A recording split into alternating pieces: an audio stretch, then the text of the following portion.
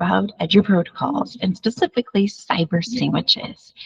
So Eduprotocols are these strategies that are meant to be repeated. So these are strategies that students use pretty often in the classroom, and you're just replacing the content. So these are a really great way to get students engaged and involved, and they usually involve some sort of discussion or some activity like that. But again, it's meant to be strategies that you can just replace the content in and use regularly in your classroom. So cyber sandwiches in particular, we are looking at a way of students and how they can discuss things. So I put a couple of templates on here. So we have our cyber sandwich template that I got from from the Eduprotocols website. Then I have the actual Eduprotocols website that talks about the cyber sandwiches and another template that we can use. So with the cyber sandwiches, students can students first pair up and they take notes. So individually they are taking their own notes about whatever content. Now you can have it about be an article, you can have them do a math problem, you can have them do something, whatever you want, but they each take their own notes for their own their own responses. And then after they take their notes, then you allow them to discuss. So student one will put what they have found, students two will put what they have found, and then they come together and put what they both have. So what are the similarities that they both have? What do they both have in common there? And then after the discussion, they write a summary, or oftentimes you can have them write a summary with here. So doing something extending the discussion with it. After they've written the summary, you can also have them do something more with that. So a lot of times after I have the students write the summary, I have them then record it together, or they vote on the best one out of like the pair groupings, or you can have the class teach each other. You can extend the activity further from there. So the way that I've used this in my classroom before for totally fun, and because we're in October, is this zombie apocalypse.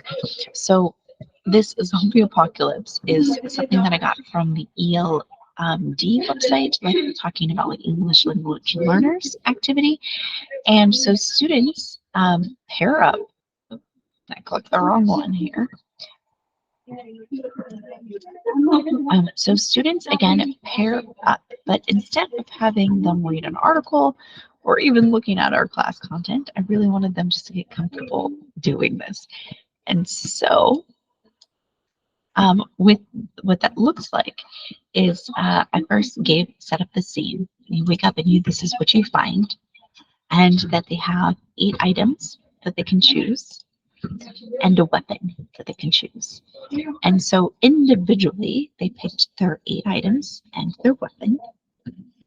And then they came together and they had to come up with it as a consensus, as a pair, what they would bring. So they had to make some choices. Like they had to argue a little bit if they had different weapons.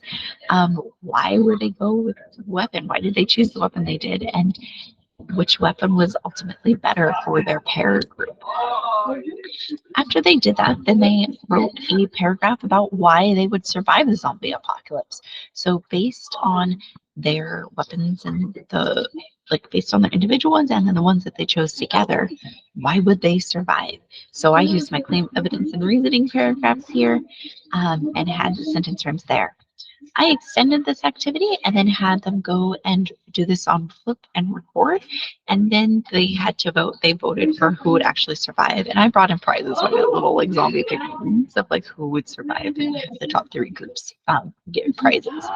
But this was just a really fun way to get them to practice communicating with each other, to talk about similarities and differences, and to come up with like to collaborate with each other.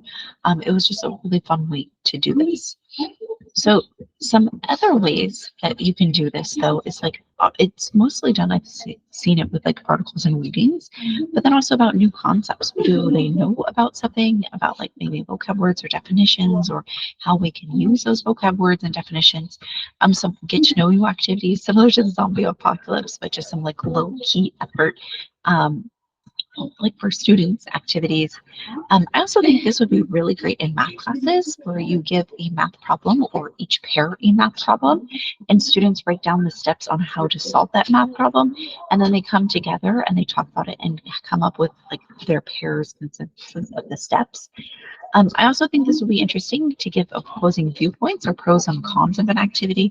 So one student gets the pro and one student gets the cons, and then they come together and decide whether or not they like this, whatever you're having them do pros and cons on, um, and just kind of talk about those ideas.